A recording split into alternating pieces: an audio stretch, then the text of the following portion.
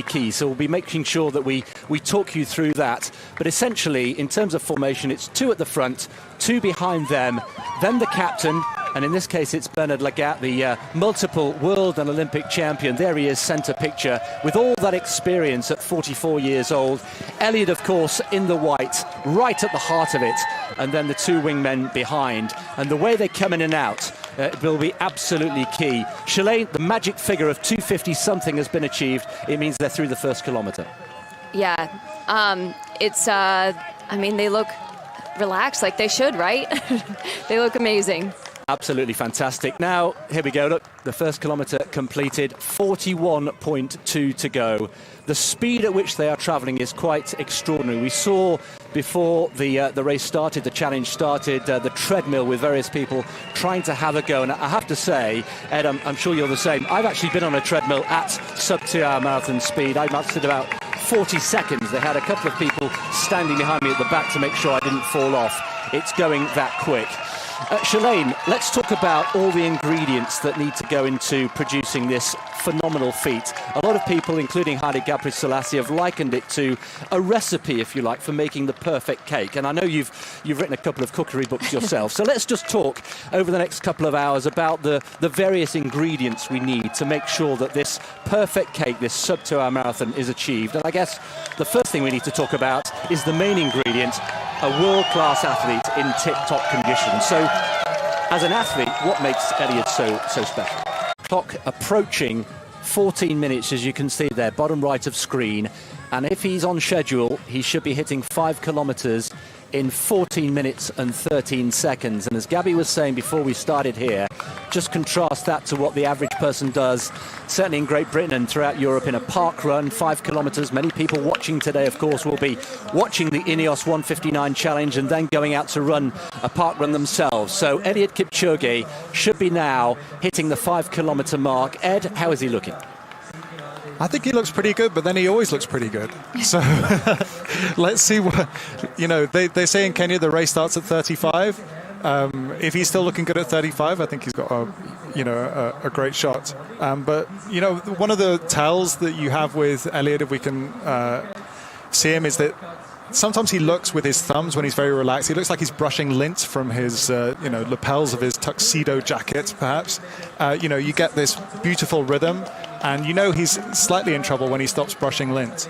So, right now he looks super relaxed, and it doesn't look like this pace is hurting him too much, but let's see how he goes. Absolutely, long way to go. And Shalane, for those people perhaps who've never seen Eliud race before, in the final stages, when most of us would be on our knees, and I think all 3 of us in this commentary booth have run a marathon ourselves, that's the very time when Eliud breaks into a smile. And at some point during this challenge, but that's at the far end, and that's the iconic Ferris wheel that appeared in The Third Man, written by Graham Greene. So there's historical references all around this course, and hats off to the research team who scoured the world. We heard at one point that perhaps London was being considered as the main venue to hold this challenge, and as we've heard, no stone was left unturned in terms of searching for the ideal venue. I think we can see today that they've got it spot on here in Vienna. It really is the most naturally appropriate venue for this. Just have a moment here to think about how good this looks. Take away how fast they're running. These guys just look incredible, especially when you get that, the front-on shot, and you see these guys running so fast, 13 miles an hour, and the kind of ease in the stride. I think, Philip particularly and Jakob look so good when they're on the... They make it look so easy, don't they? But reality is they've worked so hard to make it look so easy. They've just upped the pace a little bit. We're actually at 13.3 miles an hour. And we should also say that we've mentioned how world-class all of these pacemakers are. Just a sense of privilege to be included and invited to take part. You really feel that from the chats we've had with the pacemakers. Holder, and he is surrounded by his band of brothers, the pacemakers. We've got 41 in total, 35 who will be active in different teams here today, 6 in reserve if we need them. And Ed, with your writing head on, you've described this as something of a Swan Lake affair. Yeah, Swan Lake meets Chariots of Fire, perhaps. It's It's partly because of the choreography, but partly because of the colors. You know, Eliud's in white and these other guys are in black. I just think aesthetically, it looks very interesting. And, what I love is, the lasers are pouring out this place on the road where the guys have to find their marks. Imagine having to do all this running at 13 miles an hour. We're talking about, a pace that would be crazy for most people, even very fit club athletes, to consider. And you're having to absolutely hit your spots. 12 centimeters to the left or the right, you're not doing your job. Absolutely right. And as Shalane mentioned, there are parallel, you can see them now on the tarmac, those parallel lines in orange, which they have to keep within, of course, down the Hauptallee. That's very straightforward. But it's actually when they go around the two roundabouts at the either end of this course that becomes crucial. Yeah, those lines are made for Eliud so that he does not cross over, so that he stays in the valid zone for running. If he were to cross over one of the lines, that would create an invalid race because he would be running a shorter tangent line than the actual distance of 26.2. Yeah, he's closed back up to Matt Centrowitz. It did have me a little nervous, though, just watching him, only because, the data shows that drafting, you conserve about 80% of energy as opposed to being out front and taking the brunt of the wind. Some people have criticised or maybe had a view about the role of the lead car there. We can see perhaps that's adding extra protection and adding to the aerodynamic thing. But essentially, as far as the experts have explained to us, the only reason that car is there is to project the laser pacer. Right. So if you look at the aerodynamics, if you talk to Robbie Ketchell, who designed the aerodynamics, he said if it were up to me, I wouldn't have a car, which again is counterintuitive. You'd think a car would help, but what he wants is for these front five guys to be hit with as big an energy flow as possible, and the car doesn't help him do that. So yeah, again, it doesn't seem like that would be right, but all the computational flow dynamics that they've been doing have told them that the best results would be without a car. We are now approaching the second half of this challenge. 21 kilometers completed. 21.1, of course, is the exact halfway point. 42 kilometers, 195 meters, or trying to run. It's so exciting out there. The energy is just through the roof. It's kind of easy to start one step in the green line and get a little excited out there. But we're in the middle of the race, and we just want Kipchoge to feel as smooth and as easy as possible at this stage. You're part of history, basically. How does that feel? I mean, I still don't think it's set in yet, just kind of how honored I am to be here, be a part of this. I was just telling you earlier, throughout that whole 5 kilometers, I was just thinking like how much of an honor it is to be one step in front of Kipchoge, trying to take him through this world record attempt. So. But there's a real side to it. So how are you feeling, actually? You come from Worlds, you're here, the physical aspects of it, just for that one leg. I think I was hoping to feel a little bit better out there, but I was able to do my job, stay relaxed, and again, I can't just believe how he's running 8+ of these. It's just an incredible human being, a once-in-a-generation athlete, and I'm just honored to be a part of it. Before we let you go, just one question about the challenges out there. Are there any challenges that we might not see? And did you feel any rain?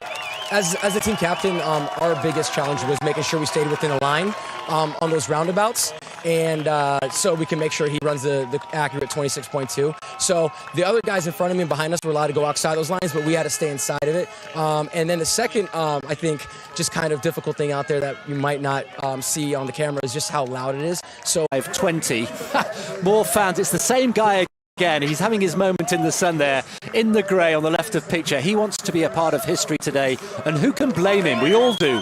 We're hoping that Eliud Kipchoge will be making history today. 30 kilometres have been completed, and let's just go back to Monza, just as a little guide, because in Monza he was 2 seconds outside of sub-2 hour marathon pace.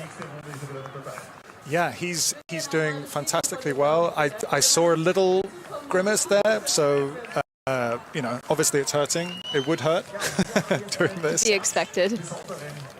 12k to go then. This is where the critical stage of the race starts. If we were in normal marathon conditions and this was a race with lots of other competitors, they often say that the racing starts at 30 kilometers. Normally, somebody takes the handbrake off at 30k. Yeah, that is traditionally when I've been in major championships. It's 30k, gloves are thrown down to the road. hats are off. Now it's the real fighting begins. And Eliud doesn't have competitors to be fighting against, but his race is against the clock today in a race towards history.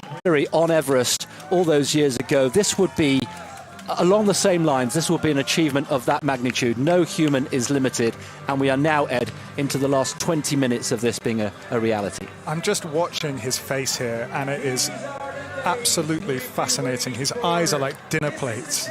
He's having to talk himself through this. He's telling himself that he's got it, he's smiling a lot. It is like it's like a man who's told himself to dismiss what his body is telling him. Yeah. His body is saying, stop.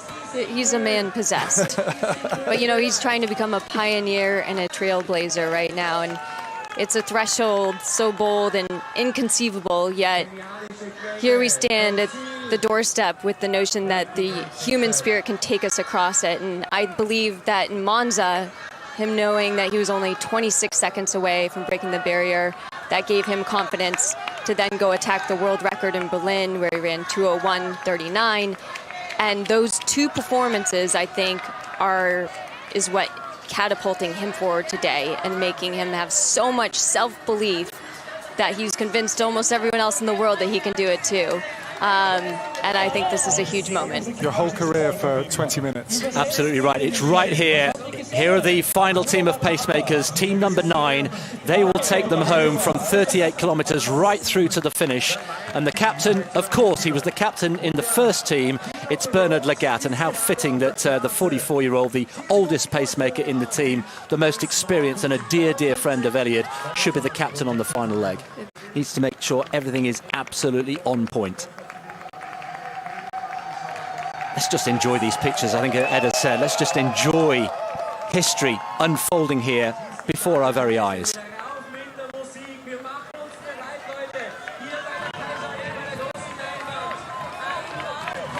Well, we've had 7 successive 250s, 2 minutes 50 for a kilometre. And anybody who's thinking about going out for their Saturday run, Saturday morning or Saturday afternoon, maybe even doing a park run of 5 kilometres, well, just watch and learn. This is the master at work here. Just over 2 kilometres to go. This is something that everyone can understand. It's a neat number. It's this unbroken barrier. Many times when you watch a race, oh, look at those splits. They're so even. Many times when you watch a race, it's not immediately obvious what's happening. In this, you know what's happening. This guy has to run under 2 hours, and it looks like he's bang on track to do that. Eliud just took his last swig of a water bottle, and notice he didn't really drink much, but there's this, it's been proven in science that just swishing the fluids around in your mouth gives you a surge of energy and as if like you're just consuming much. But he didn't really drink that much, but that was his last water bottle, I assume. Where we are looming into view, 1:57 and approaching 1:58. I think we can say with some certainty there now that he's going to do it. He's going to do it. He's going. Just tell him to move away. Come on, he says. Come on, this is it. Shalane, a final thought from you. This is incredible. Eliud's performance is such a gift to the world. His running is a gift to all of us. I feel so blessed to be here today. I hope everyone can hear me smiling through this microphone right now. I cannot stop smiling. 500 metres to go. He has the Hauptallee to himself. All the pacemakers have let him go. As Ed said, he is sprinting into the history books here. They're cheering him on. 400 metres to go. Let's bring him home. This is history unfolding on the streets of Vienna this morning. It's a Saturday run like we've never seen before. Listen at the noise. The crowd getting right behind him. Goodness me, 300 metres to go. He can see the finish line here. Neil Armstrong we had on the moon in 1969. We had Roger Bannister, the 4-minute mile 65 years ago. Edmund Hillary, the first man to climb Everest in 1953. We have 1 minute to go. Eliud Kipchoge is on his way here. It's not going to be a minute. This humble farmer who used to run 2 miles to school every day and back. He used to go to the nearest town on his bike to sell milk at the local market. And now, through hard work and discipline, he's pointing. Come on, he says. Eliud Kipchoge has the hand of history on his shoulder. He has less than 200 metres to go. Eliud Kipchoge, let's keep an eye on the clock, into the final 20 seconds.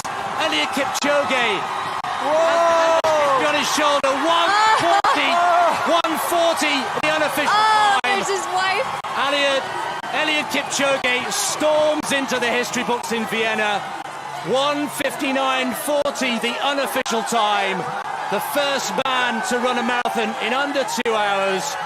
One final lung-busting stride for Kipchoge. One giant leap for human endeavour. And you know, Kipchoge was right. No human is limited. And now he can celebrate. He has done it. And to Roger Bannister, Neil Armstrong, Edmund Hillary, we can now add the name of Eliud Kipchoge. Shalane, sum it up for us. I would like to just thank Eliud for sharing his gift with the world, with us today in the City of Dreams. He created an absolute masterpiece that will never be forgotten. Ed. That was absolutely beautiful. That last kilometre was absolutely beautiful, with his teammates cheering him on from behind. He's now been held aloft by all of his teammates. There's thousands of people with cameras who want to hug him. There's a Kenyan flag. It's pandemonium at the finish line. He's gone crazy. You wouldn't have thought he'd just run a marathon. No, he looks phenomenal. There are people crying in the crowd. Well, there was a very carefully choreographed plan for the finish, but that's completely been ripped up and thrown out of the window because Eliud Kipchoge is on. He's still got energy. How on earth do you have the energy to run like this after running at 13 miles an hour for 2 hours? There you can see the unofficial time. We may take a minute or two to make that the official time, but 1:59.40.2 is the unofficial time. Comfortably inside 2 hours, and the Olympic champion, the world record holder, the greatest marathon runner the world has ever seen, is now in the history books. And they are going berserk right in front of our commentary position here. We could just see his physio, his long-time physio. He's crying, wiping tears away. Peter, he is a tough guy who hurts people for a living. He puts his thumbs deep in their muscles and he is weeping in front of our commentary box here. I want to give everyone a hug. There is his wife. What on earth must she be thinking? You choose a race to go and watch your husband race for the first time. This is not a bad It's a good one. It's a good one. It's a good one. I wonder what his kids are going to say later today. Oh, Dad, it was okay. It was pretty good. We see all the Kenyan flags here. This is such a big moment for Kenya, for East Africa, and it's incredible that we're watching this supreme athlete from Kenya do this on the world stage. There they are. His children watching on with great pride. And I wonder what Eliud is thinking as well, because anybody who's a parent knows that it makes a difference. It makes a difference to see and do something in front of your children. So it's been extraordinary here. We hope you've enjoyed our coverage from the commentary box. Thanks very much to Ed Caesar and to Shalane Flanagan. Brilliant insight and analysis as always. The celebrations, I'm sure, will last long into the night. We're going to repair somewhere for breakfast. But Gabby, he's done it. And now he can party on the Prater. Chris Dennis, thank you so much. Shalane Flanagan, Ed Caesar, excellent work there in the commentary booth. But look at these scenes out here. I can't tell you the joy that is radiating from all of the pacemakers, the Ineos team, everyone who has made this possible. His coach, Patrick, he's been with since he was a young boy, grew up in the same village, and these scenes are joyous out here. The family as well. Lynn, Jordan and Griffin, the children next to his wife Grace, just a little way away from us. They're kind of overwhelmed by what their father and husband has done. He has made history. He has joined a pantheon of greats, humans who push the limits, and to be here amongst this crowd and see the reaction of people who are here is just a special, special moment, a real privilege to see and feel the atmosphere here. There's a scrummage of photographers. They're all desperate to get the shot that they know will be the shot of their lives, potentially. And amongst that throng, just near me here, is Radzi Chinyanganya, who is eventually going to get his microphone under the nose of Eliud Kipchoge. And you can see here Fran Miller bringing him forwards. And there is Eliud Kipchoge walking just past our commentary and studio position. He's heading over here and may be able to get a little word. Oh, he's getting weighed. He's going to get weighed at the moment. This is such an important moment, obviously, for the team to get all his details, get all his data in. And Radzi's just next to us here as well. One is limited. You can do it. I'm expecting more of the athletes in this all over the world to run under 2 hours after today. I mean, what incredible words. Inspiration doesn't do it justice. How hard was that run? How were you feeling at the most painful part? Actually, I can't say and I can't define, but the first thing is when I woke up at 4:50, to actually the starting time, that's 8:15. It was my hardest times even before the start. The time actually it was 4 hours, but it was like 30 minutes. So it was the hardest times. But all in all, the race is actually, the first kilometer is really hard the way it is. It needs actually the perseverance, it needs dedication, it needs the hard run. Yes. Your pacemakers were fantastic, start to finish as well. Absolutely. Remember, the 41 pacemakers are among the best athletes ever in the whole world. From the Matthew Sandro, it's the one of the world Olympic champion for 1500, to all the marathoners and everybody, they are the best. I can say, I want to say thank you for them. I want to appreciate them for accepting to do the job. And together, it is not, I am not Eliud Kipchoge, we made this together in this one. Eliud, to see the reaction that you had, especially from Kenya, with you growing up with a single-parent mother, you're a proud member of the Talai clan. What does this mean to Kenya, especially? It means a lot to Kenya. I wanted to run under 2 hours in order to tell Kenyans that everybody can step out of his store and actually think positively to what's required by a human being to do, and all of them can earn a good life. And together, you can make this world a running wall. And after making a running wall to this world, you can make this world a beautiful wall and a peaceful wall. It's a genuine joy talking to you. It'd be remiss of me not to mention your wife and your 3 wonderful children as well, though. Actually, my wife and my 2 children are giving me more support. I'm happy for them to come and witness the history. They will be among those who made the history. I'm happy for them. And just finally, Eliud, what image would you like us to take away from this? You genuinely made me cry watching you cross the finish line. What would you like us to remember about this? Actually, I want to say the positivity of sport. Actually, I want to make the sport a clean sport. I want to make sport an interesting sport whereby all the human beings can run, can wake up very early in the morning, to run. And together when we run this world, we can make this world a beautiful world. We can kick away most of the diseases by just running. It will be a beautiful world. It's a privilege talking to you. It was a privilege watching you run. And on behalf of every athletics fan around the world, yes, thank you very much. Thank you too. Thank you very much. Thank you to the whole world. Thank you to those who watched me through Facebook, those who watched me through YouTube, those who watched me live.